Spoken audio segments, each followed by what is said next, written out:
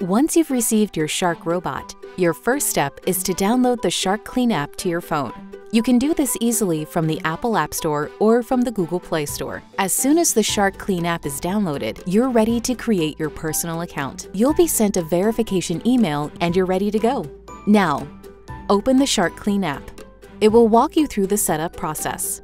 Some things you can do during setup include: verify the exact Shark robot you purchased, select the best placement for your robot's dock, ensure your robot is powered up properly, and connect to your home's Wi-Fi.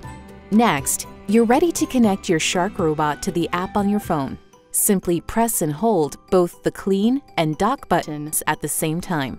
Press Join on your phone, then tell the Shark robot which Wi-Fi to join. This should be the same Wi-Fi you connected your app to. And that's it!